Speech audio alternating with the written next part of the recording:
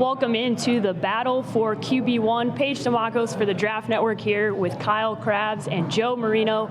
We're so excited to be at World of Beer in Tuscaloosa for what will be better than the national championship game. I'm saying it right now. We talked about the biggest college football game that will happen this year. Do you guys agree, Kyle?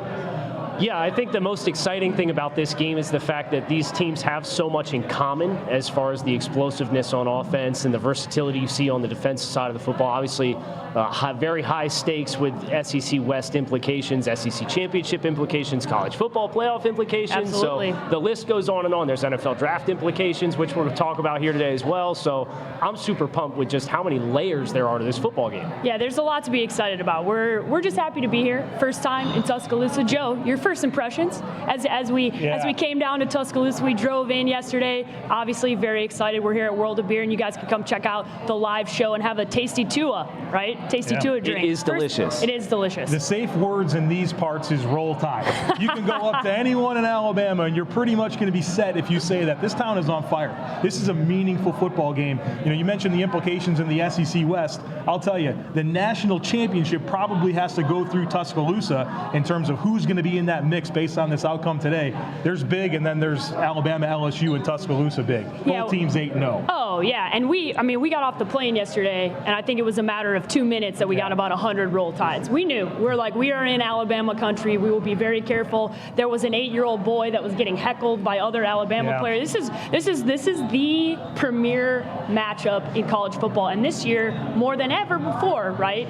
This is a quarterback battle. That is what we are discussing. This is the battle for QB1. Yeah. So Kyle, what's the last time you remember there being this much implications for a quarterback specific? I know obviously it's a team game, but Joe Burrow and Tua, this is a big quarterback battle. Well, I think the most fascinating thing about this is the polar opposite directions that these guys have been coming from. Tua Tagovailoa has been the guy for 2 years in college football. Joe Burrow was a backup at Ohio State, transferred to LSU. He wasn't particularly impressive last year, and then he comes out and he's lighting things on fire this year. So I think Burrow making such a strong push versus Tua, who is bouncing back from the ankle injury. We'll see how he looks today as far as what the health is of his redirectional ability and quickness in the pocket. I think that's the thing to me that makes it such a unique matchup of QBs from an NFL draft perspective. When was the last time there was this much quarterback significance, right? I think I teased this to you before we got on, that the Rose Bowl in 2015 when you had Marcus Mariota and Jameis Winston, right? You had two guys who obviously, as we know now, have made it into the NFL, might not be on the teams they going into next year, right? But that was a big battle. Is this the closest thing? Well, I think at this point in the process, we very clearly believe Tua and Joe Burrow are the top two quarterbacks. And so I think you replicate a lot of the dynamics of that game, that Rose Bowl game here, what's going to happen today in Tuscaloosa. How about the evolution of this game, right? Yes. Last year, 29-0. How many years ago it was 9-6 in overtime? This is a different Alabama offense. This is a very different LSU offense. And so the dynamics on top of what this game means, the implications for it, on top of it being two quarterbacks that are in contention potentially for the #1 overall pick. We got a lot on the line here today, guys. So the reason we're here, right, the reason we're here, other than this being a premier matchup, obviously, is to talk about these specific quarterbacks, right? That is what we are here. We are here for the Draft Network to tell you why you need to pay attention to all the prospects. But we are going to focus first on Tua, the man for Alabama today. Let's talk about the strengths first, Kyle, because we know we'll get into strengths and weaknesses, but let's start with his strengths. What are some of the things that stick out to you when you watch him on film? When you watch Tua, I think the two things that stand out the most are he's incredibly quick with his decision making, and he's incredibly quick with his movement in the pocket.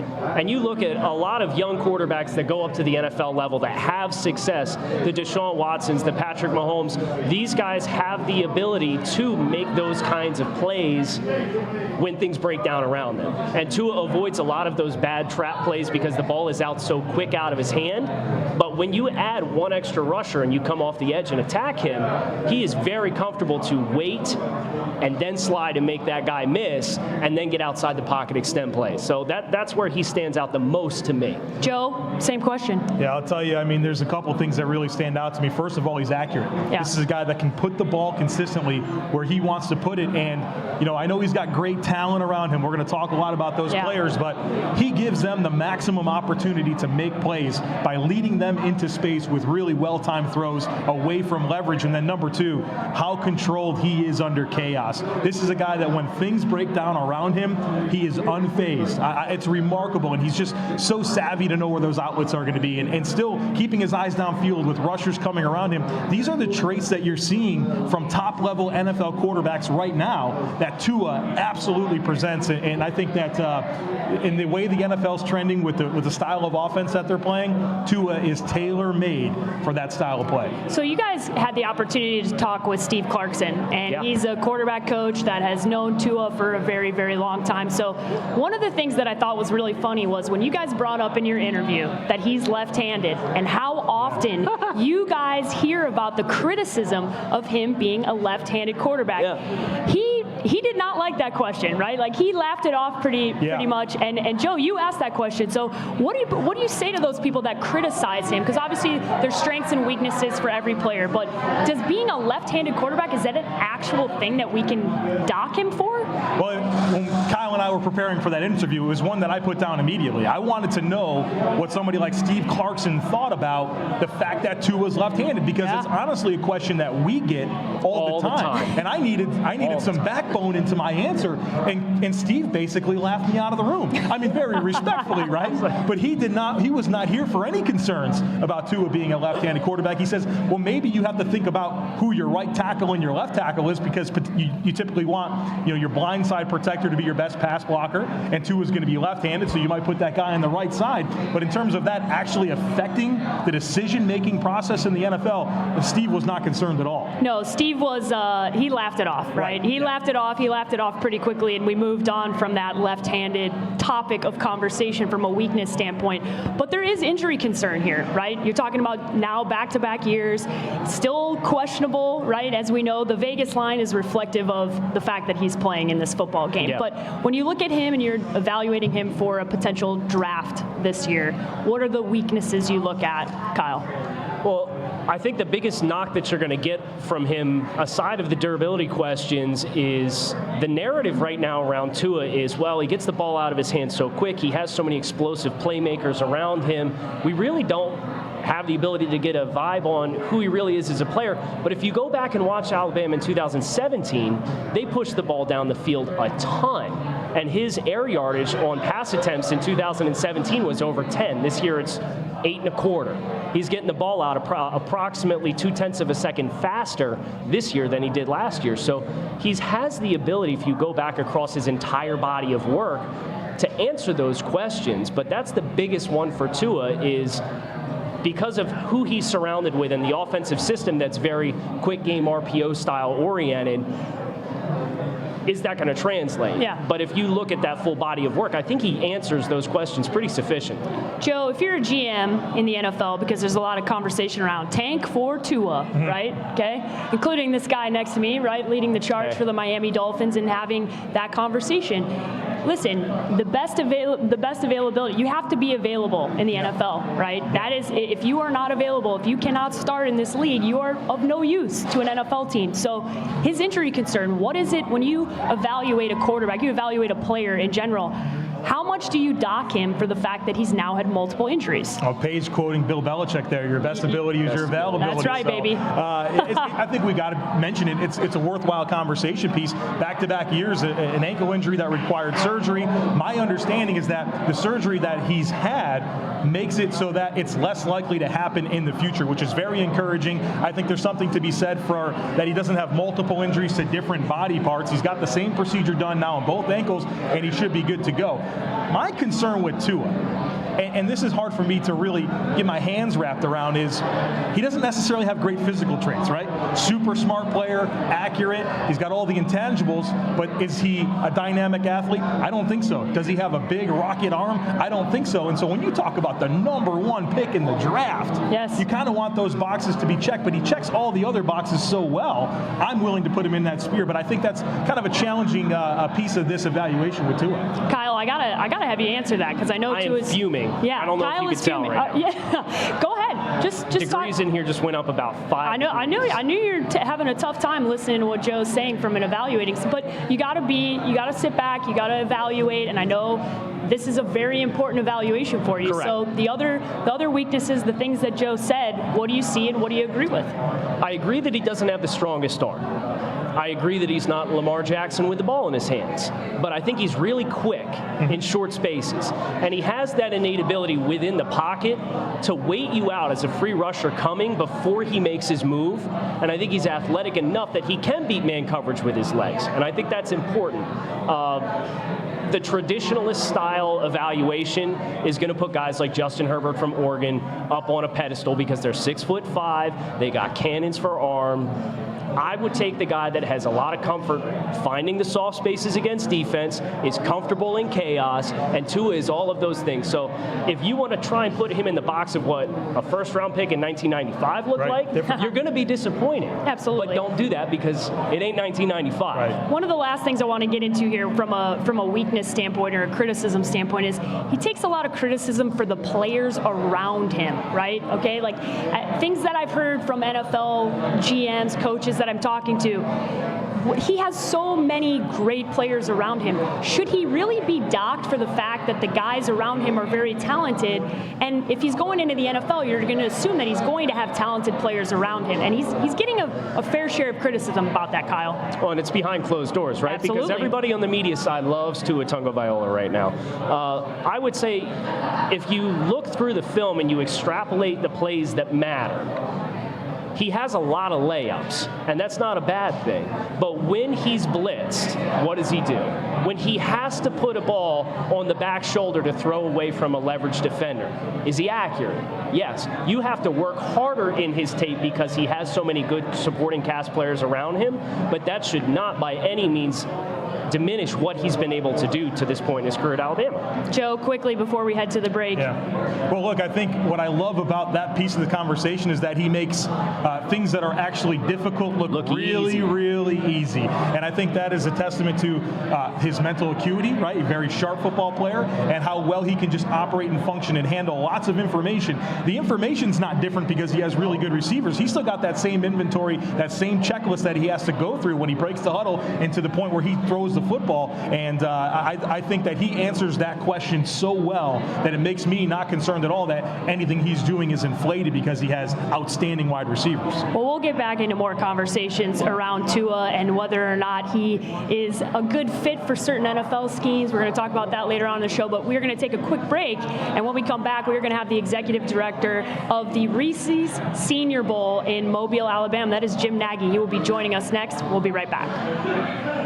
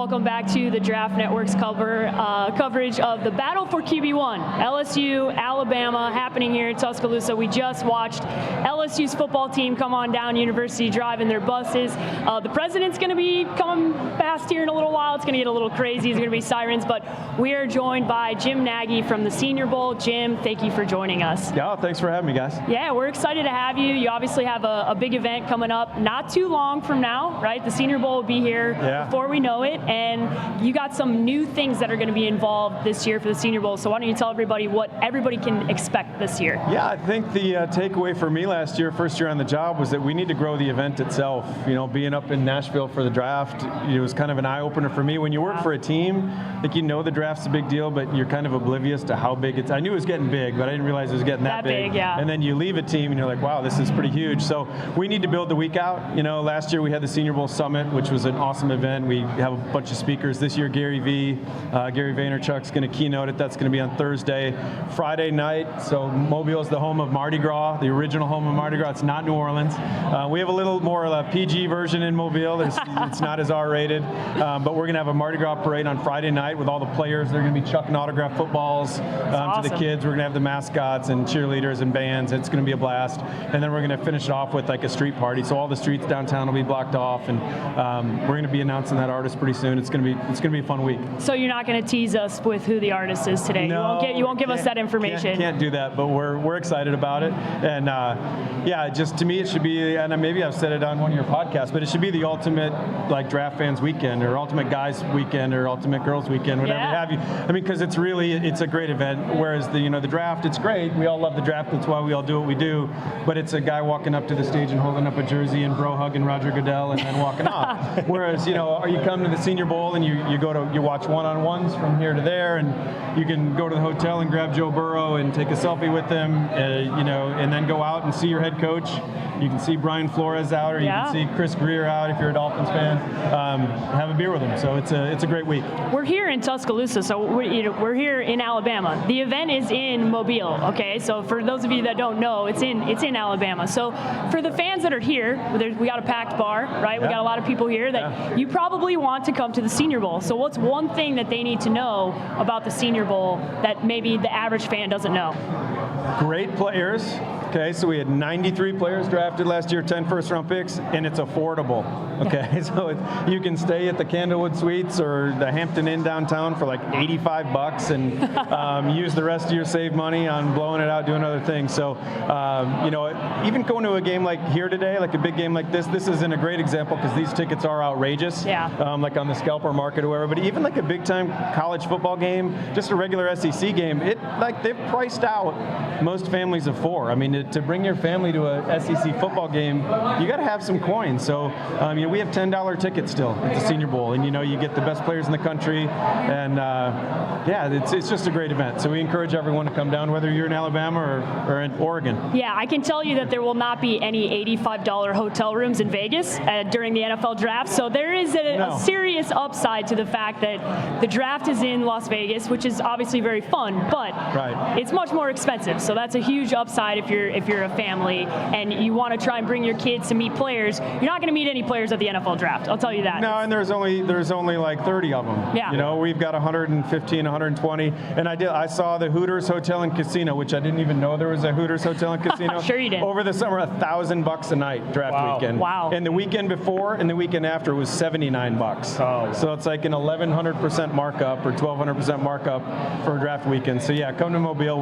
We're still on the cheap. All right, I'm going to talk to you about this game today, and then I'll let the guys get in on the questions. Okay. Your we talked about it on the first segment, right? There hasn't been, we're calling it the battle for QB1, right? There hasn't been quarterback expectations and implications in a game like this for a very long time. What are you looking at when you evaluate this game from both quarterbacks, and what's your excitement level?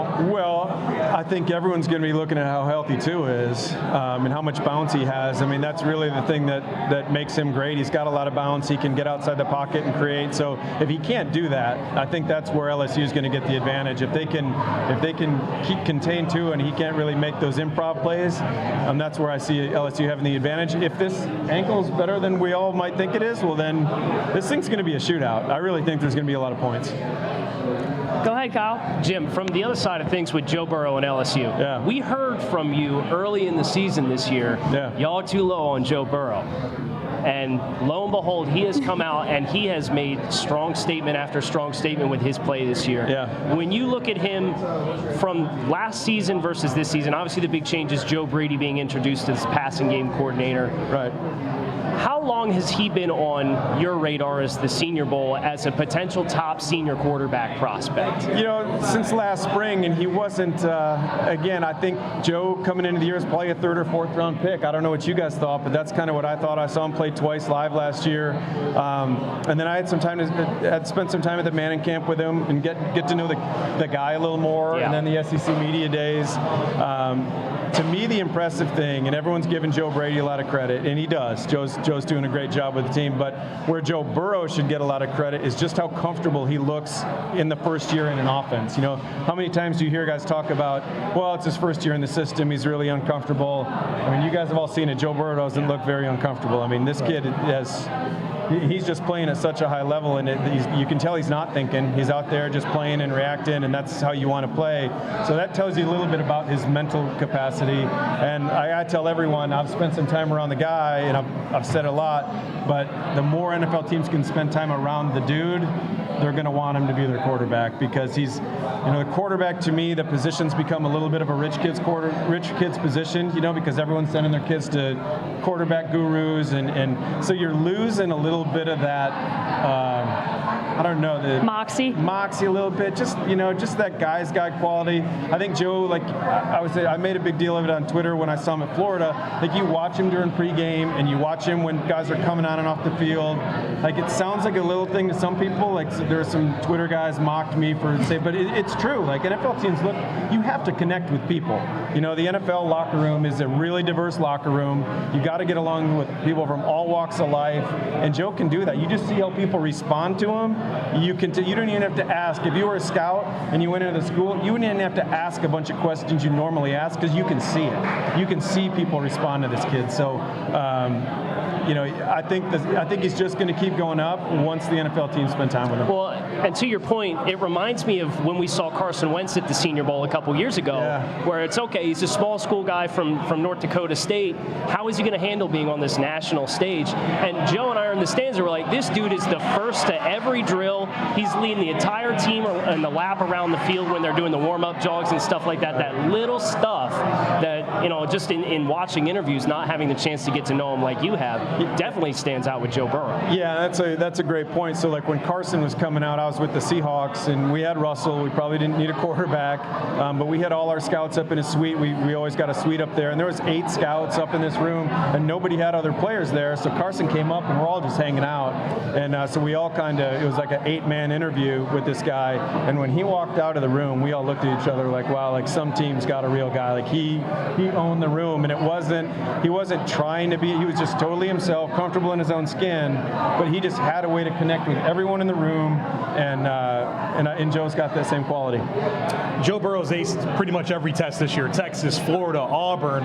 When you think about this game in and of itself, how important is it to the overall evaluation? I mean, assuming he doesn't play well, we can't overlook how well he's played to this point this season. Right. Yeah, I mean, tonight's a big game because it's the ultimate rivalry game. This is, for the last 15 years, this has been the game in college football. Even when LSU, record-wise is maybe taking a little dip, they still have a ton of NFL talent on the roster.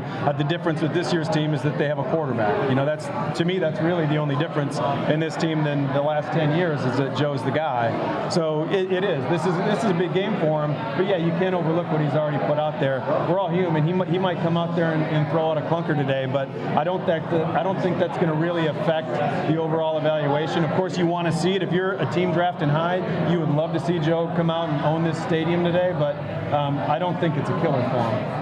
So it means more if he plays well than if he were to struggle today. That's right. That's right. And that, that goes along with like all-star games too. The old adage when I got into scouting 20 years ago was like all-star games can only help you, they can't hurt you.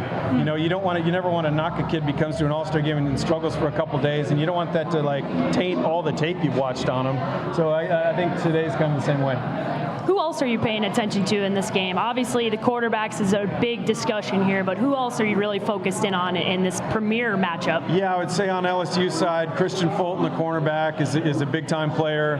He's been a little bit overshadowed this year by Stingley on the other side, the true freshman. I really haven't liked some of the conversation around Stingley this year. There's already talk that he's the best DB in the country as a true freshman.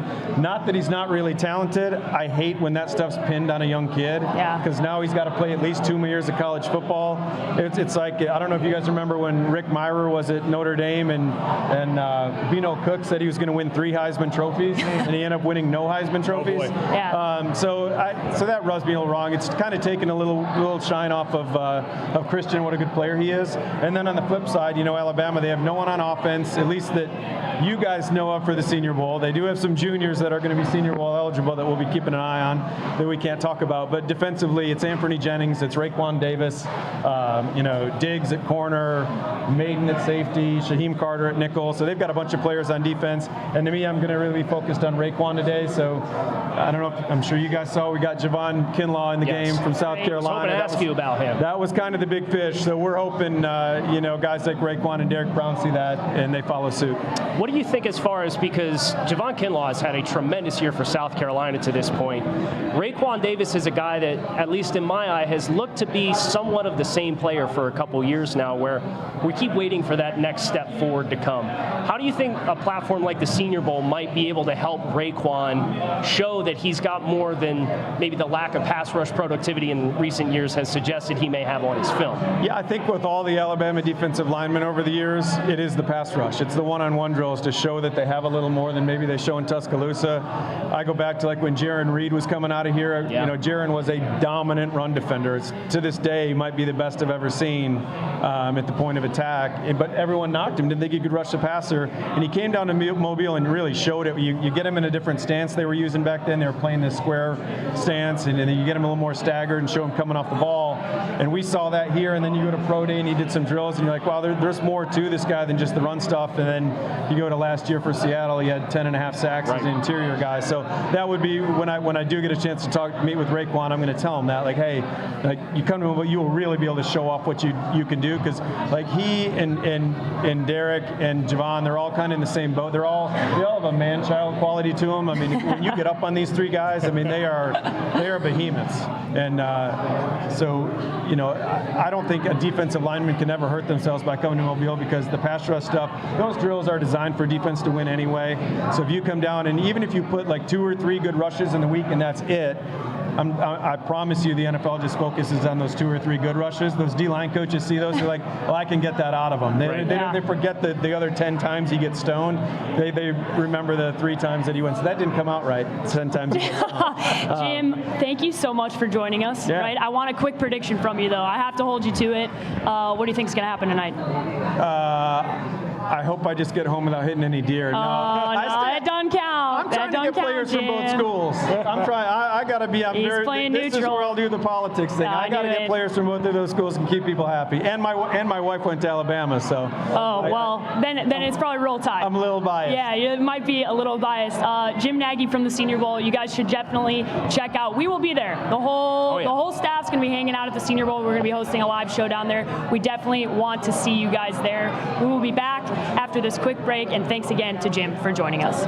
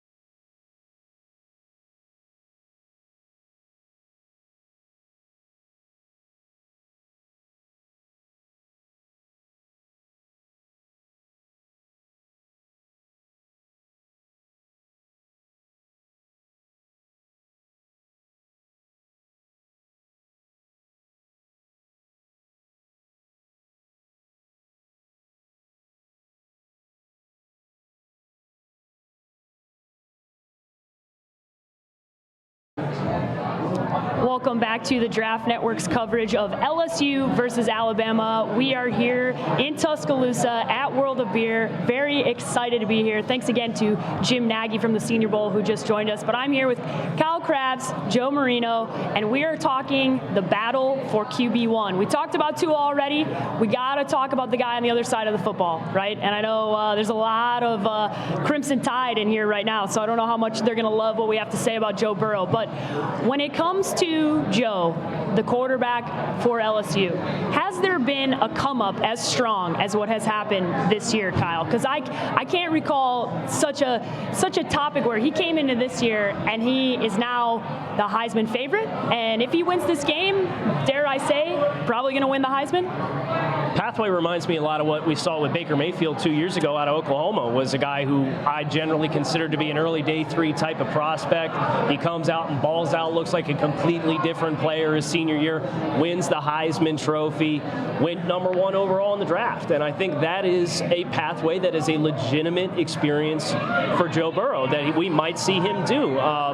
Jim Nagy was just here, and Baker Mayfield went to the Senior Bowl and won over the Cleveland Browns, and the Cincinnati Bengals and Miami Dolphins are 2 teams that could have their coaching staffs there working with these players full time. If Joe Burrow were to follow in the footsteps of Baker, win the Heisman, go to the Senior Bowl, sky's the limit for Joe Burrow. Sky is the limit for Joe Burrow. Joe, let's talk about the other Joe. Are you in the same camp as I am that if he wins this football game tonight, a very, very big football game, to an already very impressive resume with wins over 3 top 10 teams, does this solidify him as the Heisman winner if he wins tonight? Well, he's in the driver's seat for sure. I was kind of hoping Chase Young could be in that conversation. Yeah. His suspension's obviously going to complicate that. But, Joe Burrow, what he's meant for quarterbacking at LSU, right? Completely redefined what we've been used to seeing at that position for a long time there. And there was a lot of hype around him last year coming into Baton Rouge and taking over as quarterback there, and it didn't quite work out. The hype was there. We're kind of watching this guy play.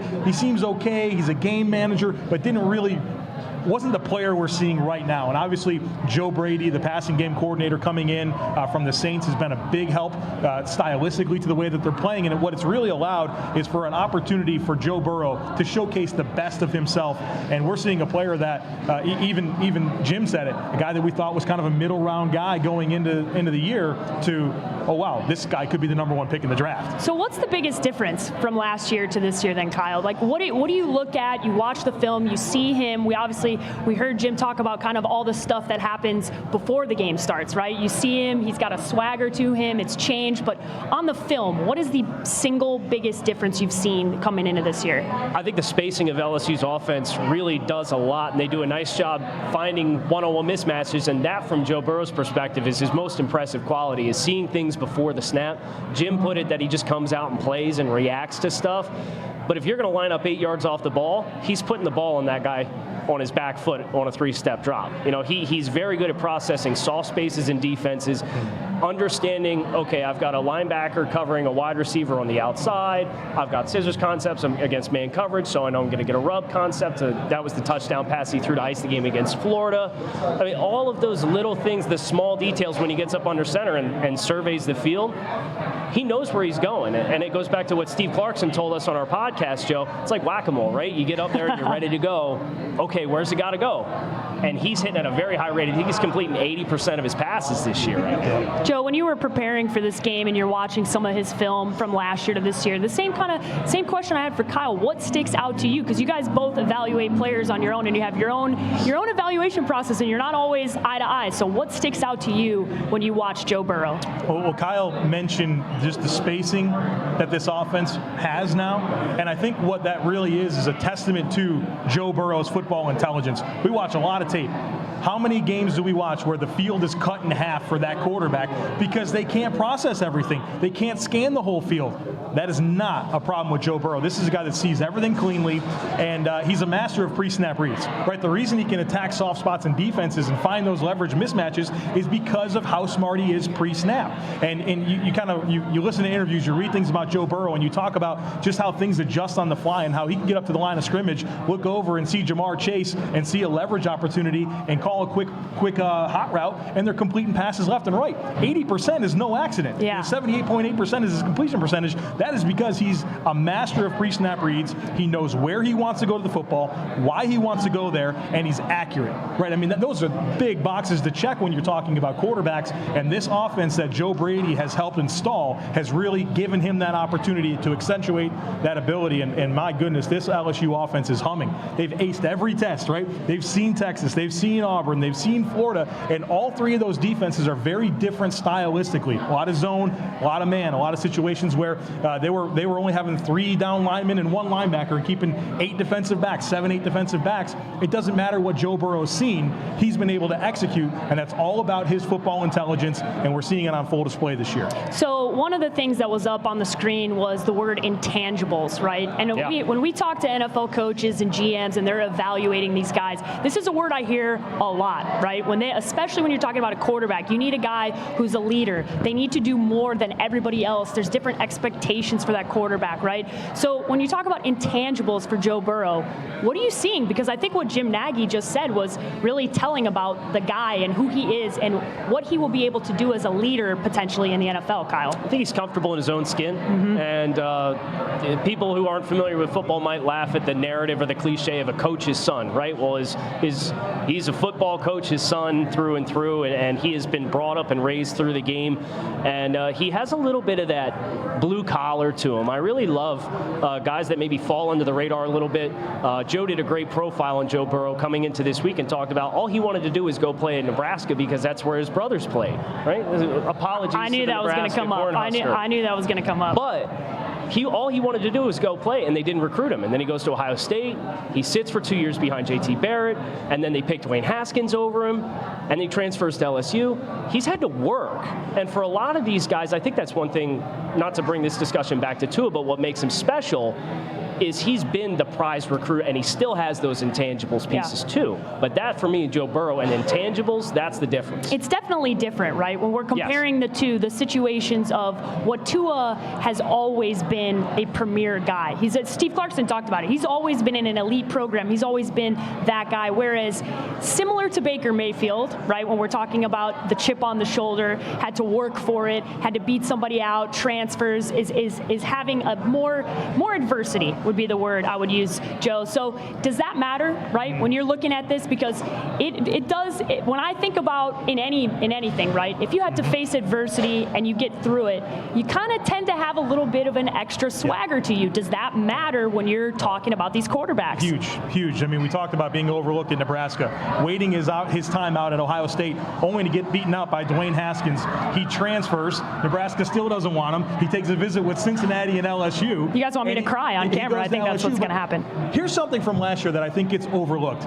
He showed toughness last year. I know that's a buzzy word, but it matters. The 29-0 loss to Alabama, he played that game on a separated shoulder, something that happened on Thursday, and he still played the game on Saturday. He said he wanted to show his teammates that he was tough. How about the Texas A&M game? 7 overtimes. What was the score? 72 to 69? Yeah, it was ridiculous. He passed out in the locker room, didn't he? He passed out in the locker room. They couldn't get the bus out of town because he's in the locker room with an IV getting fed applesauce and cookies to try to get enough nourishment to get out of the locker room. That's a real thing. This guy is a tough man, and he's proven that to his football team, and I think that's all been part of him winning over that locker room, and it's been a big reason why he's been able to execute the way he has this year. You can call it cliches, you can call it whatever you want, but you guys know I'm close with Tyrann Mathieu, and that guy feels like he is the quarterback of his team that he's playing on right now. That is how strongly he feels about what Joe Burrow is doing, because he says, I know that guy is so tough. And he's not playing on LSU. Yeah. He's just an LSU alumni, but the ability to go out there for a defensive guy specifically, when you see your quarterback do stuff like that, it matters, right? It matters. It does, and I think we talk about chemistry, we talk about culture, we talk about leadership. Well, part of that is being able to respond to people around you. You know that they're working hard. They're laying it all on the line. It's going to motivate you to be at your maximum level of performance. Joe Burrow has helped set that standard in the LSU locker room, and if I'm an NFL team, that makes me very excited about bringing him in as my franchise quarterback. So we have to talk about weaknesses, right? We've spent a lot of time here on the strengths. I do like to spend more time on the positivity before we get into the negativity, but there is a little bit of this flash in the pan, right? We saw we haven't seen this consistency for multiple years, right? Right. So when you're evaluating him, Kyle, and you're looking at weaknesses, what is the thing, the one-year wonder, right? That's up on the graphic right now. Is that a major concern for you?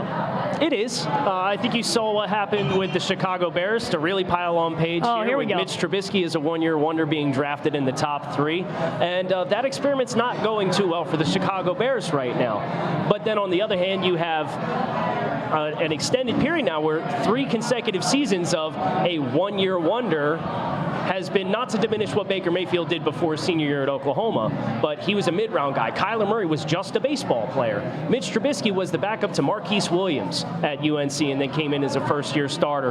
And these guys are QB1s. So I think the NFL has enough of a track record here where that won't really deter them. I think the physical tools like Joe really tried to pin down on Tua Tagovailoa is the things with Joe Burrow that, I think at least makes this conversation so compelling, because neither one of them is going to check those old school boxes that old school GMs are going to want. But here's why I'm okay with it, right? Okay. We can't act like 2018 didn't happen for Thank Joe you. Burrow, right? That was an important year for reasons I just outlined, but also it shows that he's an ascending player, a guy that got better, that's executing at a higher level. And so I like the fact that he has 2 years of experience starting one where we weren't all that excited, and then he's completely flipped that narrative. I want prospects that are going into the league playing their best ball and have shown growth throughout their career. We get that with Joe Burrow in a big way. One of the things that's up here on the graphic is average athlete, right? So when you're evaluating, it's something that you, like Kyle said, you were trying to pin down on maybe on Tua. When you're evaluating and you look at that, what do you mean by average athlete? So everybody knows what you're talking about from a film perspective. Well, I mean, this is a guy that's not going to go to the combine next year and light up all the testing, and we're going to get excited about his athletic profile. Not DK Metcalf. No, he's not DK Metcalf. But he's got enough, right? He can extend plays. He does pick up yards with his feet. He's very competitive. But from a timed, explosive athleticism metric, I don't think he's going to be impressive. Does he have enough mobility and athleticism? Yes, it's just not one of the strengths of his game. That's what makes the mental component so important for both of these guys, because they don't have those peak physical tools that coaches are going to be drooling over. But if the ball's out of your hands and you know exactly where it's going, you're going to get hit a lot less. And that, for Joe Burrow specifically, is a guy who isn't going to break the pocket and make a lot of plays with his legs. So last question here before we take a quick break. What is one thing you need to see from Joe tonight? Maybe it's not a win, right? It's a specific thing you're looking for him to do. I'll go to Joe on Joe first. Listen, what are you looking at? I've been so fascinated with Joe Burrow and his passer rating under pressure. It's damn near perfect. Yeah. It's over 150 when the live bullets are coming at him. His passer rating, unbelievable. How does he respond against this Alabama pass rush with that Alabama defense, a Nick Saban coach secondary that's going to be where they're supposed to be? I think we've seen enough to know that he's good under pressure. How does he perform under pressure against Alabama in Tuscaloosa with this riding on the line? I'm excited to see how he responds. It's going to be big for me. Kyle, same question. Tight window throws, because I think Alabama, one thing that they have the ability to do in the secondary is get up on the line of scrimmage and challenge these wide receivers for LSU, where a lot of teams are scared of getting beat over the top against LSU with Justin Jefferson and Jamar Chase, so they give you a 10-yard cushion. And Burrow just takes candy from a baby in those situations. So if Alabama can get up on the line and you're going to ask Justin Jefferson, Jamar Chase to stack Alabama's defensive backs vertically, can he throw those balls accurately over the shoulder in the intermediate and deep areas of the field? That's what I want to see most from Joe Burrow this week. All right, we have a lot to look forward to in this game, and we have other prospects that we have to talk about. We are putting a heavy emphasis on the QB1 battle, but we will talk about some of the other prospects. We're going to take a quick break, and when we come back, we will continue our live coverage from World of Beer in Tuscaloosa for the biggest game of college football season, Alabama and LSU.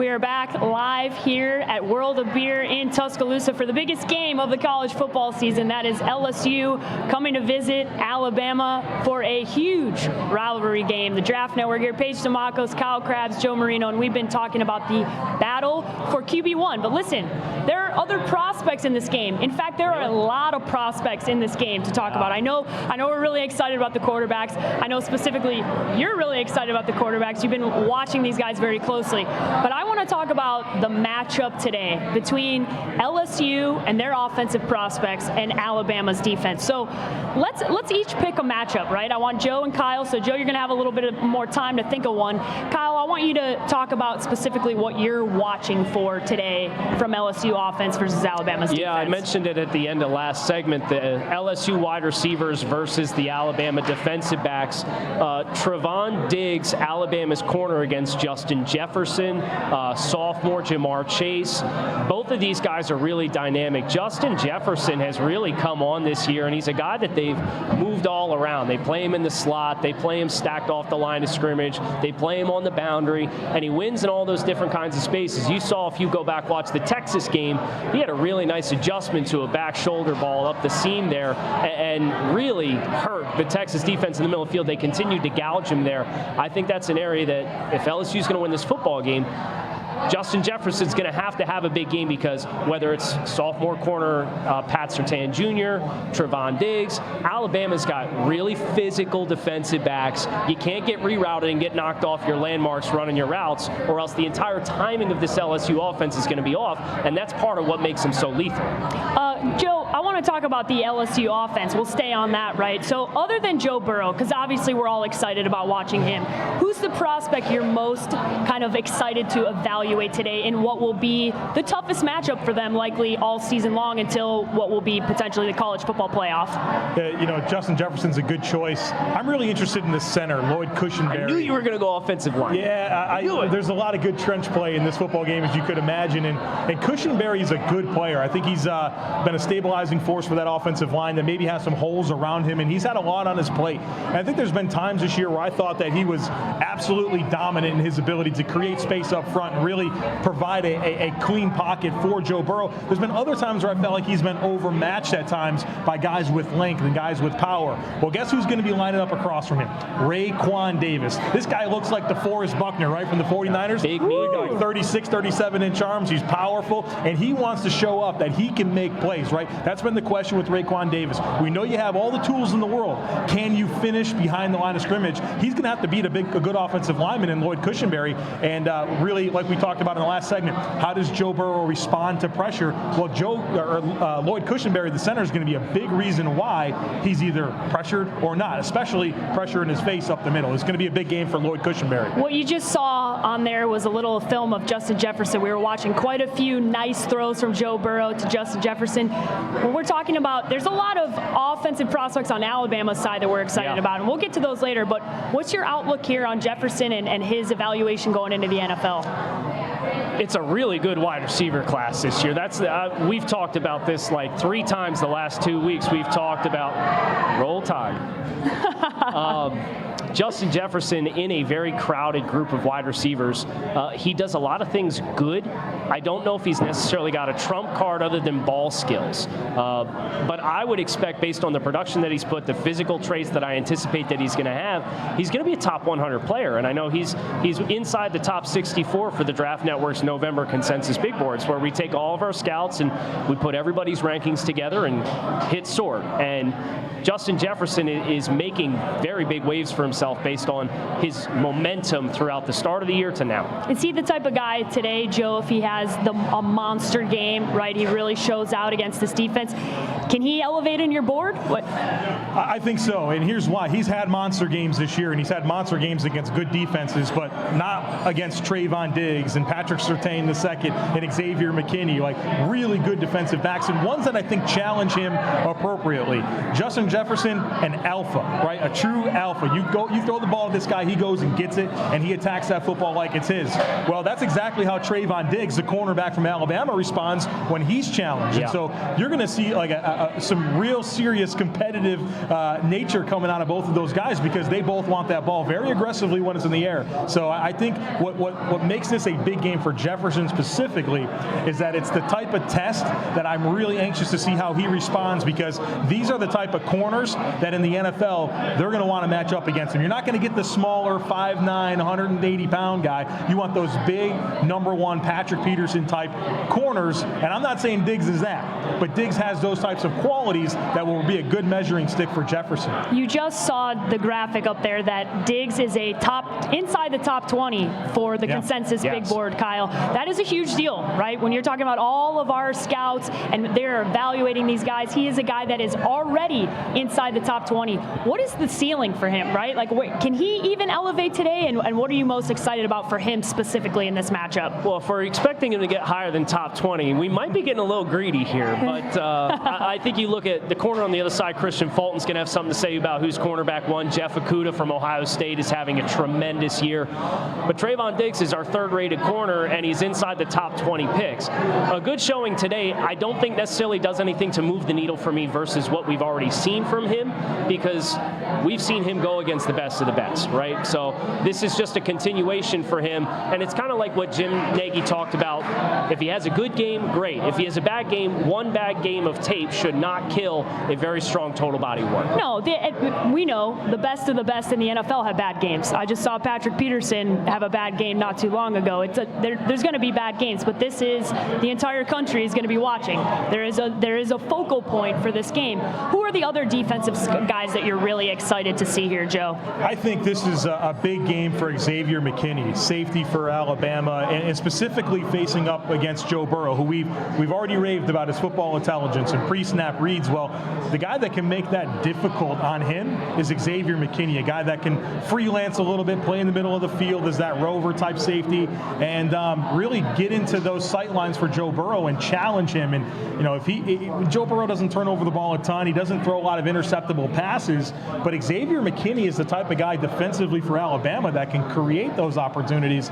That's going to be a good chess piece to see how they use McKinney, and I hope they let him freestyle a little bit because it can get really fun. And what's interesting, though, right, like Joe Burrow, this is his 9th game. We have 8 games of film now and extra time to prepare for Nick Saban. Yeah. Let's not underrate that component of it because I think the best way you can respond and attack this offense, you're going to get it today from Alabama. Xavier McKinney, I think, will play a big role in that, and obviously a big measuring stick for Joe Burrow. Who needs to step up on that Alabama defense? Maybe a guy that will be coming out, a guy that will be coming into this draft, a guy that maybe isn't performing as well, or somebody that has more upside, Kyle? Yeah, I think the 2 pass rushers, Terrell Lewis and Anthony Jennings, are guys that if Alabama's really going to rattle Joe mentioned what his pressure rate is against the blitz this year. It's out of this world. If you bring extras, Joe's going to find those soft spots, and he's going to replace defenders with the football. So you got to be able to get some organic pressure with your front 4. Your outside linebackers off the edge have to be able to beat these LSU offensive tackles quickly into snaps in order to turn the corner, get in Burrow's face, and create pressure. Terrell Lewis, Anthony Jennings, if they have big games, that for me is the X factor on Alabama's defense for if they're going to have a lot of success today. Any other guys you want to add into that list, Joe? Yeah, we talk about these top 2 receivers for LSU, whether it's Justin Jefferson and Jamar Chase, who's not eligible for the draft, but they've also got a third one that's pretty good, Terrace Marshall. And he's going to have some opportunities to go up against Shaheem Carter, defensive back for Alabama. And, I think he's an okay player. He's got good instincts. He's physical. Is he a great athlete? Does he have great football intelligence? He's going to be challenged in a big way by Terrace Marshall. And so if you think Surtain's going to take away one of those receivers, you think Diggs is going to take away the other, well, Joe Burrow's eyes are going to be going to Terrace Marshall. How does Shaheem Carter respond to that? A guy that's a senior Alabama player that is looking to probably make a statement here, and he's kind of an afterthought on this defense. This is a big game for him. Guys, we are going to take a quick break, and when we come back, we are going to be talking about NFL scheme fits for both Joe Burrow and Tua, and I know you guys are excited. Yes. I know there is a lot of excitement. There is tanking conversations in the NFL. I don't even know how to handle that, right? It's the first time we've ever used. We're used to that in the NBA. It's a conversation piece in the NFL this year. So we will be back, and we will be talking about the best fits in the NFL for both quarterbacks.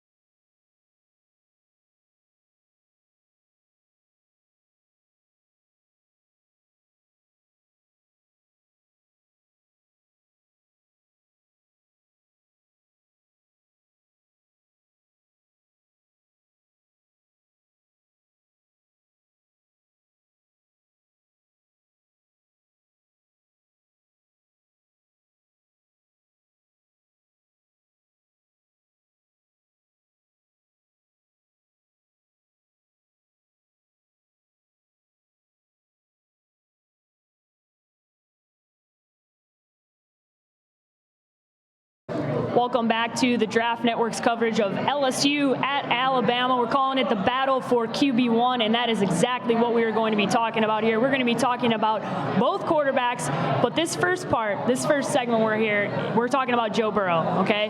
And we're talking about what NFL teams he fits best. When you look at schematically, we're looking at Joe and we're going, that's the dream scenario, right? So Joe, I'll let you go first here. When you look at Joe Burrow, your friend Joe Burrow, who do you want him to end up with in this upcoming draft? Because we know he's going to be up towards the top, but who fits best with Joe?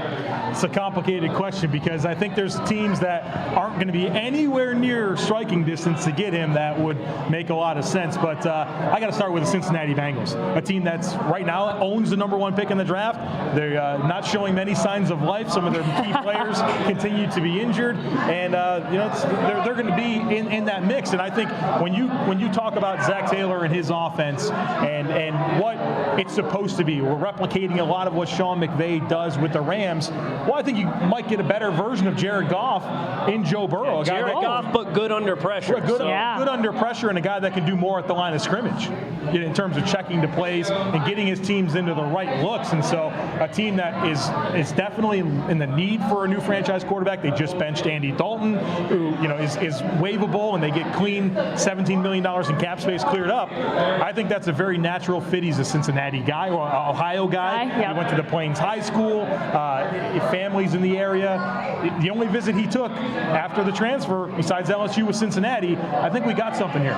It was interesting because when we came up to the trade deadline, right, we were talking a lot about where A.J. Green might end up, and they ended up keeping A.J. Green, and they were pretty adamant about it, right? They want to make sure that A.J. Green stays in Cincinnati and that a young quarterback has a legitimate weapon, right, and an older weapon, but a guy who's a veteran, a guy he can count on. And I think that was a statement about, okay, we want our quarterback to come in and be comfortable. We knew right then and there they are going to be drafting a quarterback, and Zach Taylor, a Husker alumni, I'm talking to him all the time about what he's thinking about, right? Who are the quarterbacks that are going to be available? And they're going to have their choice, right? They're sitting with the #1 overall pick.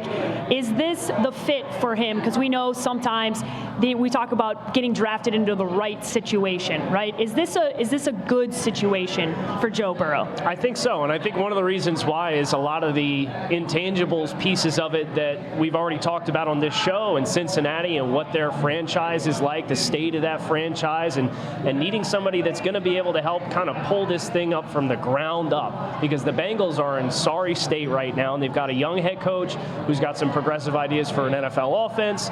Joe Burrow is thriving in a situation in which we've seen a progressive offensive passing coordinator come in and really help kind of unlock Joe Burrow's potential, and I think Burrow is a really good fit to do the same thing for the Cincinnati Bengals, because they have good skill players with A.J. Green, even though durability is a problem right now. Joe Mixon is very good pass catcher, 3-down back in the backfield. Tyler Boyd is a slot receiver. They have some options to work with here. They need the right guy under center to operate Zach Taylor's offense. Yeah, there's a lot of excitement when you're talking about what that offense could look like, right? There's another team that was on that list that I want to talk about because they have a quarterback that's not going to be playing this weekend, Jacoby Brissett for the Indianapolis Colts. They obviously had a huge surprise coming into the season with Andrew Luck deciding to retire. Jacoby Brissett has done a good job, but he wasn't their guy. Yeah. They anticipated they were going to have Andrew Luck for quite a few years more, at least, under contract. So I saw it as a good fit. They have some draft capital. They could potentially mix it up. They're not obviously going to be there, but is that a team that you think could maybe, depending on what happens with Jacoby Brissett, mix it up and get in the Joe Burrow sweepstakes? I'd love it. I mean, Frank Reich, one of the best leaders in the NFL, one of the best offensive innovators. You give him a guy like Joe Burrow that's going to be able to click. They'll be on the same page mentally, and what they can do offensively in Indianapolis would be really exciting. And so I think for Joe Burrow, I think Cincinnati makes a lot of sense. It may be the best thing for him if he were to go somewhere with Indianapolis, paired with a coach like Frank Reich, a proven guy that's able to develop the talent around him, use guys to their optimal roles, and you pair that again with a very smart quarterback in Joe Burrow, and that's going to be a recipe for him to be successful very quick. Listen, is that the type of thing we could see? Because we talk about quarterbacks now, and we just we're assuming, right? We're assuming that Cincinnati's going to stand pat and at that #1 spot, and probably take Joe Burrow, right? But that's one, the evaluation process is in infancy. As Steve Clarkson pointed out on your podcast, we're talking about it, but NFL teams have so much that happens from now until the draft. So is this the type of thing, again, with the Indianapolis Colts, where depending on what happens with Jacoby Brissett, they could actually materialize and go get a guy like Joe Burrow? It's complicated for me because Joe said when we let in this segment, the teams that we really like as a fit for Joe Burrow probably aren't the teams that are going to be in the position to draft him. And I do not see Chris Ballard and the Indianapolis Colts being a team. Their philosophy has been trading back, accumulating picks, drafting by volume. It would be very against their grain to do the opposite and jump up and trade up to where I feel like they're going to need to be in order to draft Joe Burrow, especially because they like Jacoby Brissett. You know, Frank Reich has glowing endorsements of Jacoby Brissett as a quarterback. So if you're just looking for the player to team fit, it makes a ton of sense. But I don't know, because Indianapolis, even if Jacoby Brissett doesn't play again this year, which won't happen, it's an MCL sprain unless something else unforeseen happens with his injury. This is a really good roster, and I don't see a way that this team finishes with less than 7-8 wins at the absolute worst, even if Brian Hoyer's the quarterback. Yeah, I guess unless Jacoby Brissett comes back and isn't very good and they finish the season not very strong, maybe then it becomes an interesting topic of conversation. The last team on there I think is really interesting, right? And the reason I think it's really interesting is because my favorite shtick in the NFL is that Kirk Cousins does not beat teams above 500. It is my favorite game to play because his record against teams above 500 is 4-31. That is his record right now. For those of you counting at home, that is not very good, right? And I know that this team, for Mike Zimmer, they're in a window here, right? They are in a window here. They were very good. They made a quarterback change. They paid Kirk Cousins, but it's a shorter deal, right? Is this the type of thing where if the Minnesota Vikings don't make the playoffs, right? Let's play a little hypothetical. They don't make the playoffs. They miss out. They are under fire in Minnesota. They are pissed at Kirk Cousins. Could you see Mike Zimmer and company, Rick Spielman, could you see them mixing it up and maybe going to get a guy like Joe Burrow to fix what I think needs to be fixed? Yeah, I do think so. And you think about Joe Burrow with Gary Kubiak and how much they like to roll the quarterbacks out and play action. And Joe Burrow's a guy that throws the football really well on the move. He'd be a really good fit for that offense. But also a team like Minnesota is probably in a situation where it's not an entire rebuild. You don't have to put everything new around him. Joe Burrow, an older player, right? He's going to be 24 during his rookie season. Your floor is much higher. I don't think there's that much of a curve, and so you can put him into a situation like that and feel like you're not that far away from getting back on track and competing again in the NFC. Not only that, but coming into a really good situation, right? Stephon Diggs, Adam Thielen, Dalvin Cook, top 5 offensive, very good offensive line, very good defense. For a rookie, that's kind of a dream scenario, right, Kyle? Absolutely, and it's you think about some of the knocks that we said about Joe Burrow as being an average athlete, maybe an average arm. Sounds a lot like a lot of the things that were applied to Kirk Cousins when he was coming out. For sure. But there's a lot less YOLO in Joe Burrow's game than there is in Kirk Cousins' game. And Kirk's been dealing as of late. He's playing really hot right now. But that's kind of the book on Kirk Cousins, is he's hot and he's cold. Minnesota has to make a very important financial decision with how they want to move forward with Kirk Cousins. So that would be one of those I could see from a strengths and weaknesses perspective. I can see from a supporting cast perspective. There's a lot there that makes sense as far as why it would be a good fit if they can get themselves aligned, which is to be determined. As I said, my favorite shtick in the NFL, that Kirk Cousins cannot beat teams above 500. Couldn't even get it done against the Chicago Bears this year. I had to make sure that I mentioned that on the show. Guys, we're going to come back and we're going to talk about Tua and the best fits for him, right? There are quite a few teams that I think are going to be evaluating Tua, and one guy over here that's really excited about him potentially ending up on his NFL team. We will be right back.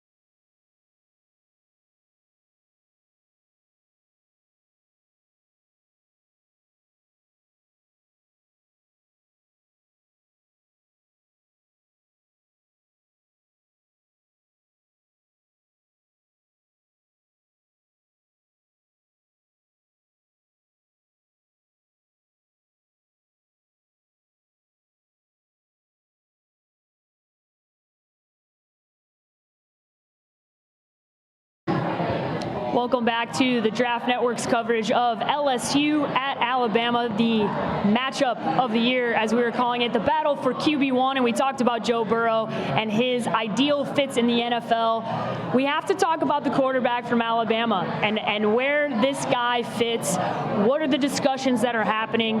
We know and are well aware of the tank for Tua sentiment that is happening in the NFL. There may be a guy that's stirring the pot about that tank for Tua sentiment in the NFL, and a guy who's very excited about a potential fit with the Miami Dolphins. So, Kyle, as much as I'd love to go to Joe here first to really put you to have to sit there and not get to talk about your guy, talk about Tua and the Miami Dolphins and why you are so excited about that potential fit. I couldn't help but notice you kept turning your head that way to try and fake me out and get me all fired up. Tua Tagovailoa to the Miami Dolphins, I think, makes a ton of sense. There's been a lot of buzz about it as throughout the course of, as soon as they traded Ryan Tannehill, right, and you knew there was going to be a regime change, and they started selling all their assets off and pooling draft capital. The reason they do that is so that they are positioned, no matter what, to go get their guy.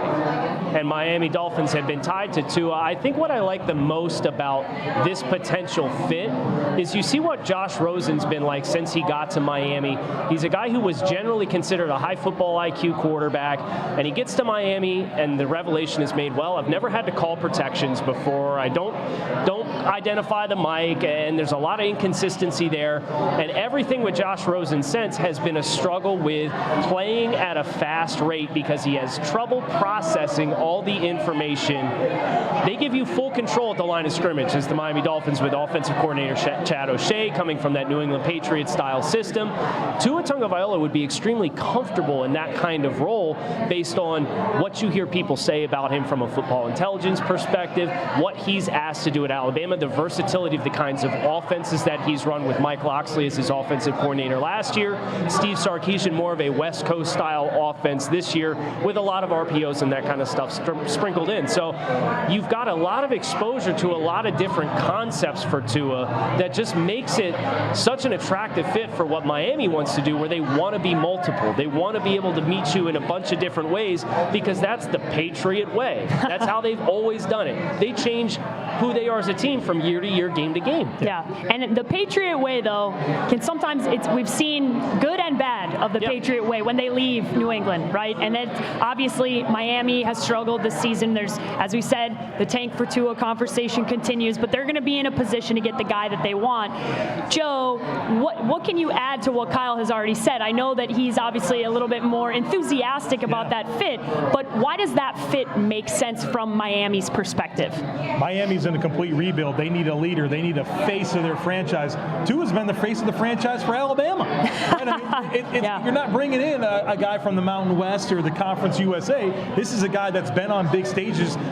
He's not going to be phased walking into Miami. He's been with the best football players in college football for years now in Alabama. He's taken the coaching of a Nick Saban. This is the type of guy that you want to bring in, the intangibles component of it, the guy that you believe can be the face of your franchise, a guy that I think is going to be a steady hand. You're not going to have to worry about him in any way, shape, or form off the field, but he can really help start connecting Coach Flores' locker room message to the locker room and be that glue piece and buy in. You just don't have any of those questions. I think Miami, in a very calculated transition that they're in, right, to really build up assets, to build a winner long-term sustainably, having a guy like Tua that you believe in, that can really be that quarterback, getting that piece of it right is going to be critical because nothing else is going to matter if they don't get the quarterback. I think Tua's got the right makeup to step into that situation. There's going to be a lot of pressure on the Miami Dolphins, right, coming into this because, like I said jokingly about that tanking in the NFL, it's serious, right? And it's nearly impossible for the guys that are on the field who are fighting for jobs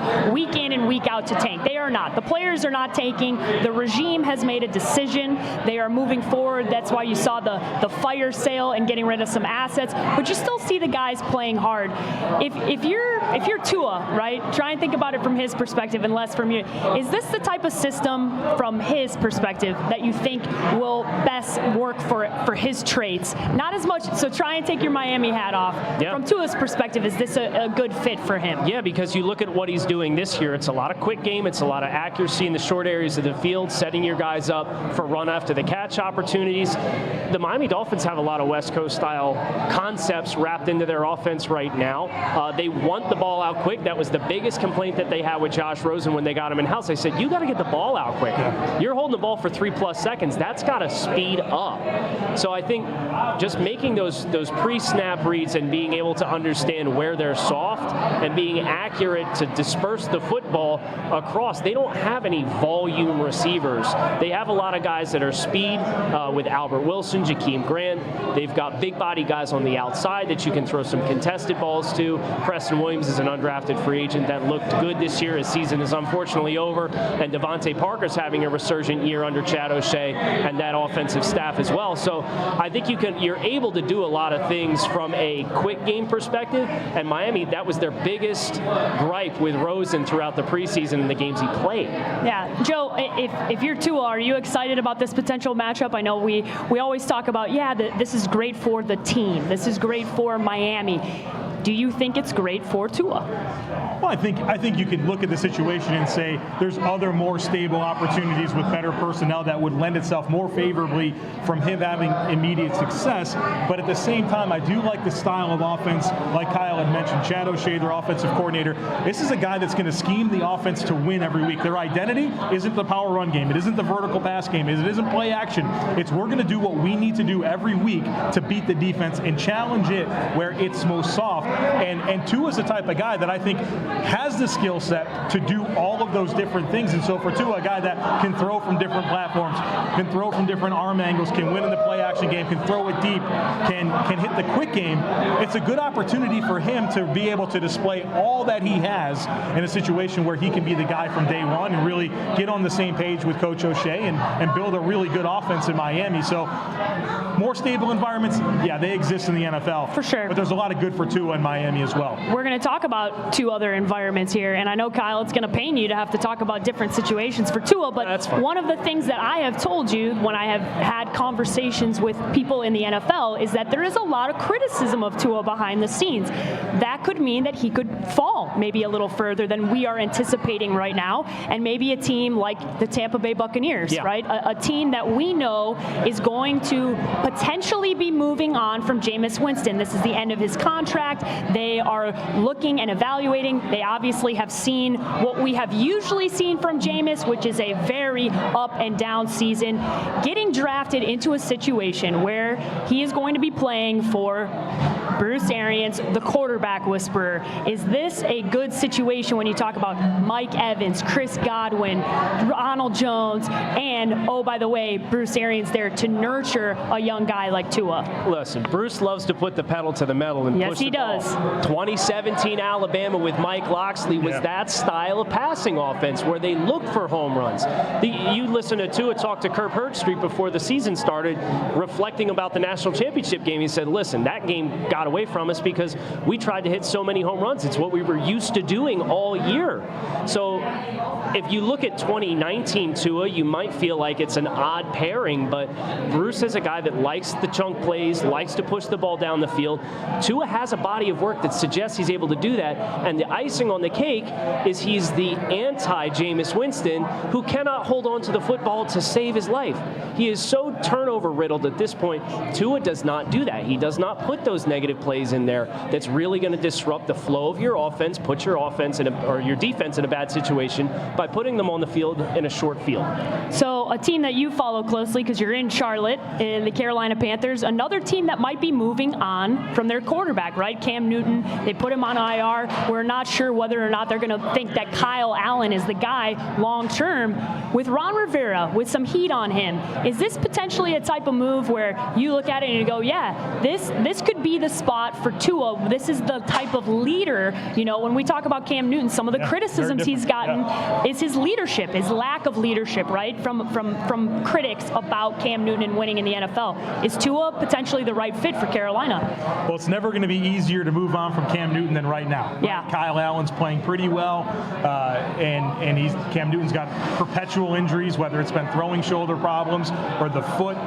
there's no reason to believe Cam Newton's going to be healthy sustainably. He's not proven that since 2015. And so the opportunity is pretty ripe for Carolina to go in a new direction at quarterback, and Tua would be perfect. Now, the dynamic that's interesting to me is, well, does this mean Ron Rivera and Norv Turner are back? Because when I think about the Panthers right now, I think about inserting Tua into Norv Turner's offense, and I get really excited because it is a lot of quick game. It's getting the ball out quick, accurately to spots, and allowing receivers that are good after the catch to create. Well, guess what he's got in Carolina? DJ Moore, Curtis Samuel, two really good after the catch guys. How about Christian McCaffrey out of the backfield? Yeah. There's weapons on top of weapons that he can use in the same ways that he's winning right now in Alabama. So, first question, does Carolina move on from Cam? I think so. Then do we get Norv Turner and Ron Rivera back? Maybe. And if all of those things are true, then I think Tua fits very naturally with Carolina. Don't underestimate Dave Tepper, the owner there. Very aggressive, right? Very aggressive man. They could be picking 15, 16, and he'll give up everything. If he believes in Tua to go up and get him, he'll give up everything. Now, that's going to be important because if a team like the Jets or the Redskins have the #1 overall pick, that's going to be a lot more favorable for that chance. But Dave Tepper's not afraid to be aggressive, and I think that could be something we see. No, it's not. There are a couple of teams that are going to be up there, and it could potentially happen. I've heard some crazy stories about the Carolina Panthers owner. And Kyle's going to make a really good point right now about how trading back, right, for the if you're the Jets or the Redskins, you have the #1 pick, or the Falcons, you're going to trade back. You can move back to 3 or 4 instead of 14, 15, 16. You don't have to trade halfway down the board, and there's teams that are up in front of Carolina that are going to have more assets at their disposal, like the Miami Dolphins, to be able to make a deal if they have to. Listen, we know. But if Tua slides, but like if you said, but if Tua slides, like I said, things could get really interesting. Especially, obviously, I would love to see a potential change in Tampa with Bruce and Tua, with all those weapons, and what that could mean for Tua as we move forward. But we will take a quick break, and when we come back, we're going to talk about the other Alabama offensive prospects. There are quite a few to talk about when we talk about going into the NFL draft, and some of those LSU, DBU potential guys that are coming out. As Tyrann Mathieu told me, we had to mention it during the show. We will be right back.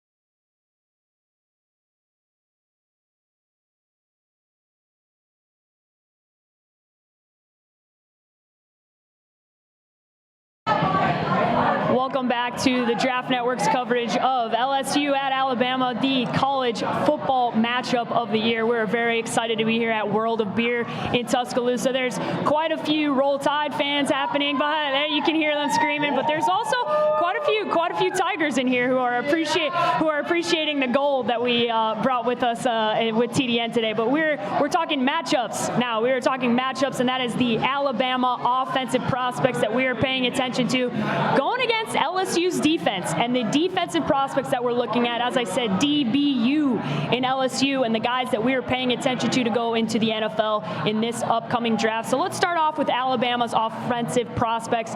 There's a lot of them, Kyle. There's a lot to be excited about. There's a lot of playmakers on this offense. Who's the number one guy you're most excited about going into today? Listen, you got to give this to Joe. I got yelled at for taking Anfernee Jennings and Terrell Lewis at the end of the last time we did a matchup I'll let you have so go ahead and let Joe take this. I want to see which guy you're going with here, Joe, so go ahead. Well, you asked for the best, right? And yeah. we talked about Tua. He's our highest rated Alabama offensive prospect, but Jerry Jeudy. Yeah, very excited. This guy's unbelievable. He makes cornerbacks look silly. I think that's just the best way to say it. Guys can't stick with him. He's so shifty as a route runner. He sells his route breaks so well. He's got ball skills. He's creative after the catch. He can win vertically. He can take the short route to the house. I mean, this is a type of talent, a wide receiver talent that's a top of the first round type prospect, a guy that you can funnel your NFL passing game through. And so he's going to face some good corners over there with LSU. But I mean, Jerry Jeudy's probably the most dynamic offensive playmaker in this game. Number 3 on the consensus big board, Jerry Jeudy. You're looking at some film here. The TDN crew loves what is going on with Jerry Jeudy. So what sticks out to you when you're watching him, Kyle, on film? Because being in the top three for us, that means he must be looking real good week in and week out. You hear the phrase when you do scouting of checking boxes? Yes. Jerry Jeudy checks every box there is to check, as far as he's a height, weight, speed mismatch kind of guy. He's physical. He blocks. He's got great hands, great catch radius, amazing body control. His feet are my favorite quality of his, because what he's able to do in short spaces with gearing up, gearing down, stopping and starting, the redirectional ability that he has. If you're one-on-one in the open field and you're trying to tackle Jerry Jeudy, I don't care who you are, it's a nightmare, because he is so dynamic when he gets to that head-up position with you, and he can go left or right. It doesn't matter. He will make you look silly. Jeudy is a very, very well-rounded player who I think in other circles might be suffering from other flavors of the month right now. Nobody's really talking about Jerry Jeudy. There's 3 really gifted wide receivers here that are eligible for 2020, and Judy's kind of fallen by the wayside with some of the other talking points across the draft space, but he's a very, very good prospect. Number 11 on the big board, on the consensus big board here. You got one wide receiver in the top 5, another guy who's a top 15, and that's Henry Ruggs. Talk about him and what he brings to the table, and why NFL teams should be excited about this guy coming out of Alabama. I think the gap between Jeudy and Ruggs is pretty tight. I think they're both sensational. I love Ruggs. He's a guy that, I mean, just has unbelievable speed. I mean, he's going to run in the 4.2s at the combine. There's very few people that can run with him. And death taxes and Henry Ruggs housing a slant pass to the end zone, right? Does it every week. And he's just so explosive. He's hard to run with. But what I love about him is he's not just a fast guy. We've seen 4.2 guys go to the NFL and play receiver, and they're not polished receivers. They don't know how to sell their route breaks and get open. They don't know how to finish at the catch point. They can't play through contact and be physical. I don't have those concerns about Henry Ruggs. He's a very polished all-around wide receiver that just happens to run a 4.2 40-yard dash. And so you're talking about pace and space in the NFL today offensively. My goodness, Henry Ruggs is the type of guy that can attack defenses in such a way that there's just not a lot of people that can match up with him. He's going to be a home run threat, make a lot of big plays, and definitely a top 15, top 10 maybe prospect. Well, listen, we talk about speed at the wide receiver position. John Ross ran 4.22, gets drafted in the top 10. We see Will Fuller coming out of Notre Dame a couple years ago, gets drafted in the top 25 because he ran blazing fast. The speed alone is going to be a calling card for Ruggs, but don't put him in that box, because as Joe said, he's a lot more. He's got a lot more depth to him as a player than that. Guys, the last name on that list, it's never the sexy position, right? We don't talk about the offensive line line as much. Depends on your taste. Yeah, listen, we talk about wide receivers, quarterbacks, the specialty players, the players that get talked about a lot. Things that are happening in the NFL, trends that are happening in the NFL. Every team needs help on their offensive line. Every single team is trying to protect their quarterback better. Is this the type of guy that can come into the NFL and be helpful right away? Because, man, every NFL team is really looking for somebody to bolster that offensive line. Yeah, I think Alabama's got two of them, two offensive tackles. Alex Leatherwood, the left tackle, Jedrick Wills, the right tackle. Both of these guys profile as NFL starters for me. I can see them both being first-round picks. I mean, Wills is a guy that we caught on to just a little bit later in the process, and you get to his tape this year, and you see a really polished football player, really good pass sets, really powerful, a guy that you know can move bodies and really anchor, and he's going to take on those bull rushes and keep his feet square, and I think he's going to be a starter, and maybe at right tackle, maybe at guard, but I think he's the type of guy that's going to help an NFL offensive line. And Alex Leatherwood, switching from left guard to left tackle, it's been a pretty seamless transition for him. He's got some technique stuff to work on, but another guy that I think has that skill set of a starter in the NFL. Kyle, what are the things that stand out about those guys? Because obviously, Miami's going to be looking for some guys that can bolster that offensive line, especially if they draft a new quarterback that they're going to want to protect. What are some of the things that stand out on film about these guys? If you look at Jedrick Wills from the waist down, he is as good of an offensive tackle prospect as you are going to see, regardless of what kind of pass sets, whether you're doing deep set passing, whether you're doing the quick game, whether you're running RPO. He's consistently wide, and he's very cadenced with his steps. So he's never going to be a guy that gets caught untethered from the ground. If you're an offensive lineman and you don't have those feet established and you take a heavy set of hands, your body's going to get turned, you're going to get torqued out of your gap, you're going to lose gap control. You very rarely see that with Jedrick Wills, and he's so smooth. He can handle speed off the edge as well, and he's got some scrap in his game. He really gets after guys in the run game. You can see he's a really vocal guy after plays. He's clapping, he's dogging guys when he beats them off the line of scrimmage. So Jedrick Wills, for me, is a guy who is my second-rated offensive tackle behind Iowa's Tristan Wirfs. I think he is a plug-and-play starter, and if the Miami Dolphins were to draft Tua Tagovailoa, they have two more first-round picks. That's what I was. You can go get Alabama's right tackle to play the blind side. Yeah, it's a great opportunity for them if it works out that way. It's a huge opportunity. A lot of things that got to happen for that to happen. Let's quickly talk about LSU's defense. As I mentioned, DBU, a team that is usually known for having premier defensive players that have played and are playing in the NFL. I talk about Patrick Peterson, Tyrann Mathieu. Who are some of the guys that you are most excited about coming out of this defensive class, Joe? There's a lot of good ones on this LSU defense. I guess I'll start with Christian Fulton, their cornerback. Had some issues early on in terms of eligibility, but he's come on, and I thought he was the best corner for this team last year. And I know Stingley's there this year, the sensational freshman, but Christian Fulton's been really good. I think he's a very savvy in terms of his ability to mirror routes. He anticipates breaks really well. He stays square, does a really good job affecting routes at the line of scrimmage. Ball skills are sensational. He's a guy that he'll come off his man in zone coverage, and he can obviously break on the football when he's in man. And what I really like about this game for him is the challenge that it presents in terms of the speedy receivers we talked about in Jerry Jeudy and Henry Ruggs. The one question I have about Fulton is, what type of speed does he have? Does he have the type of juice to carry these guys down the field? And I think that's a legitimate question, and something that I think could sway this game a little bit in terms of, do they have the athleticism on the back end to take away all that Alabama challenges? Christian Fulton's going to have to do that today.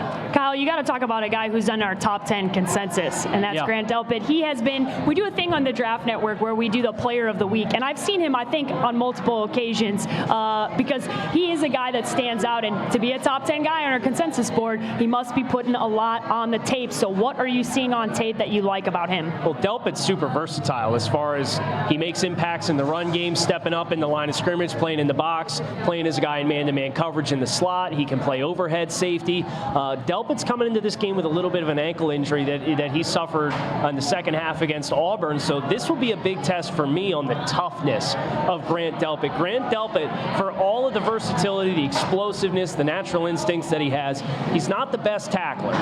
And now he's got an ankle issue that, going against Najee Harris, when you're stepping up in the run game, is a big running back. that for me is the big X factor for Grant Delpit and his draft stock, because we've seen the NFL kind of get gun shy on shaky tacklers in the past, and we've seen them overlook it completely. So from Grant Delpit's perspective, I'm really fascinated. How well does he tackle? Does he play apprehensive? Does he still have that explosive click and close ability to get downhill into the line of scrimmage when he keys run? There are two other guys on this list. Who are you most excited about that remains on the list there, Joe? Caleb Von Chasen. Yes. Right, the edge rusher, versatile guy. He can stand up and play in space. He can rush off the line of scrimmage. And this is a LSU defense that lost its best or its most productive pass rusher, and Michael Divinity led the team with just over 3 sacks on the year. And so there's a void to fill. LSU has not been great rushing the passer this year, and Chason's the guy that really has the skill set to do it. And there's been times, you think about the Texas game, you keep thinking about the Florida game, there's been times when he's been able to dial it up and really make meaningful pressure in key situations, but he's not been the most consistent in terms of finishing at the quarterback. And so you have a Tua Tagovailoa who's coming in this game with potentially his balance not being is what we would normally expect it to be with the ankle injury. Chason could be a real X factor in terms of affecting him today. Yeah, we could stay here and talk about this all we wanted, but we got to take a quick break because we have to make game predictions. Ooh, we have to talk about who is going to win this football game, and we have to talk about the college football playoff implications that exist depending on who wins tonight's game. So we will be right back with our game predictions, and I have a feeling we might disagree.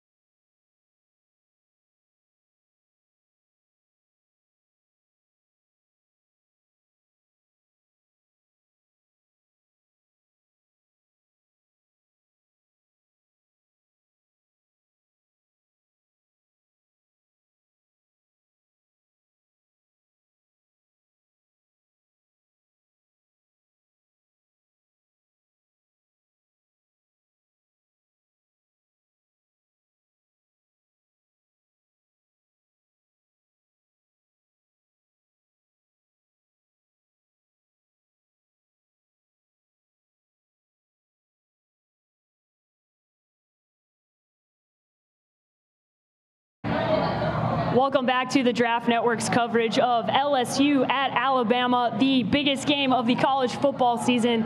We have reached the end of the show, guys. We got a couple of minutes left here. We're going to be talking about the playoff implications, and of course, we are going to make our game predictions. We've talked about the quarterbacks. We've talked about all the prospects that are in this game that we're very excited to watch.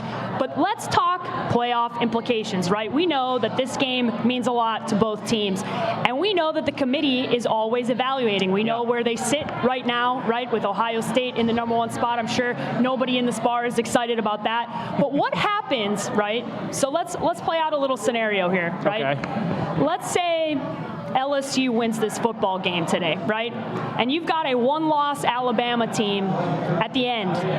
What is going to happen here with the committee when they're looking and they're evaluating? Obviously, there's a lot of things that can happen, but what team is going to be on the outside looking in? Because that would mean they would have to put an SEC champion. We'll assume it's LSU in the playoff. Alabama with one loss. Are they going to end up on the outside, or do you see them putting in 2 SEC teams? Well, I think it depends on what the end result of this game is as far as how close it is. If LSU wins by 2 touchdowns, I think that hurts Alabama's resume a lot. If LSU squeaks out a close win, maybe a last-second score, Alabama's in control of the game for a portion of the game. I think the committee has a bit of eye test to the way that they've applied these teams to this point in the year.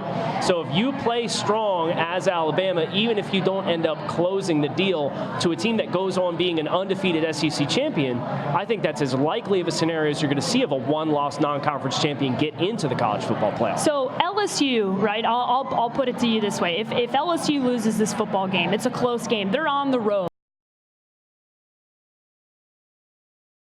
Top 10 teams. Their resume is unmatched, right? Yeah. So when you look, if they go to the end, they don't win the SEC championship, right? And Alabama does. Yeah. What does the committee do? Do they tell LSU that they're not making it into the college football playoff? Do they just put Alabama in? Yeah, there's so many dynamics that could play into this, and you think about what happens if LSU loses a tight game, Alabama wins, but then Alabama loses to Auburn or loses to Georgia potentially in the SEC championship game. There's so many variables at play here, but specifically if you're LSU and you can go through this season with your one loss being on the road in Tuscaloosa against undefeated Alabama, when you've already beaten 3 top 10 teams, you're going to have a heck of a resume, especially because you see some teams now, Clemson number 5, even though they're undefeated. Yeah. Penn State. I mean, the eyeball test is really going to matter here, and I don't think LSU's going to have no team besides LSU is going to have a better resume of wins. I don't think they're going to have a lot. They're going to have a lot in their favor for this potential opportunity as a one-loss non-champion, but not a champion, a team that didn't even play in the game. So who has more to lose, Kyle? Right? Who has more to lose in this?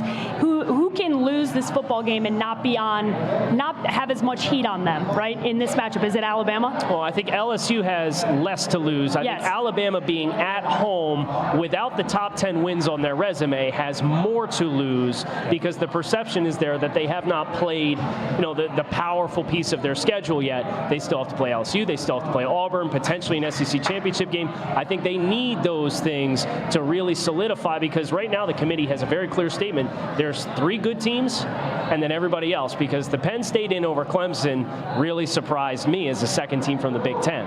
Yeah, is that, do you agree with that statement? Do you think that LSU has less to lose in this matchup than Alabama? Well, I think Alabama has everything to lose, to be completely honest. If they don't win this football game, they're not going to have much of a case. Their only good win so far this year against Texas A&M, number 24, unranked now. Now, they still can go beat Auburn and those types of things, which will help, but Alabama needs this win for their resume. This is their signature win if they get it. We've criticized their resume, but they have a chance to change that, right? Go beat LSU, go beat Auburn, go win the SEC championship. We're not going to be debating this at all. No, but it starts with winning tonight, this afternoon. Yeah, it's winning this afternoon. So, Kyle, I'll let you break it down first. What do you think happens in this football game? I think it's a close game. I know the spread is Alabama -6.5. It's down to 6. It's down to 6 now. Yeah. Well, I think Tua plays. I think Tua plays well. I think both quarterbacks play well. I think there's a lot of points. I would take the over. I don't know what it is off the top of my head because it's probably moving. But I would take the over in this game. And ultimately, at the end of the day, I do think Alabama wins this football game. I really do. Okay. You have Alabama winning this football game. Joe, what do you see? Yeah. Break it down for me. What do you see happening in this one? I have questions about LSU in this game that I don't feel comfortable with my answers. First of all, Nick Saban doesn't lose very often. He doesn't lose almost ever at home. 4 home losses since taking over the Tide. Number 2, you think about Jerry Jeudy, Henry Ruggs. I talked about some of the speed that maybe the LSU secondary doesn't have. Kyle talked about the tackling issues of Grant Delpit. Well, good luck tackling Najee Harris and Henry Ruggs, Jerry Jeudy, those types of players. I just have too many questions about LSU today for me to feel comfortable about picking Nick Saban to lose at home. I'll drink to that, brother. Okay, yeah, you guys, go ahead. You guys can drink to that. Roll Tide. Go ahead. Roll Tide. They're saying Roll Tide, but your girl is picking my guy Ed O and them Tigers because I have had a feeling about this one for a long time. Alabama has shown me nothing. They've beat nobody. LSU has beaten 3 top 10 teams. Joe Burrow comes in. He solidifies that Heisman campaign, and he gets a big victory tonight against the Alabama Crimson Tide. Sorry, boys. I'm going with Corso. I'm going with LSU. I'm going with Ed O. And as I told Honey Badger, I was taking the LSU Tigers tonight. Guys, it's been fun. We've had a great time. A lot of fun. We've had a lot of fun. This has been a great time. Tuscaloosa, man, it's a hell of a place. This is a fun place, and I'm excited to experience college football in what is the pinnacle of college football in Alabama. Guys, you got to come back. Make sure you're watching our draft coverage. We've got Senior Bowl coverage coming up. We got Shrine Bowl. We're going to be at the NFL Combine. We're going to be at the NFL Draft. A lot of excitement over the next couple of months. It's officially the start of draft season.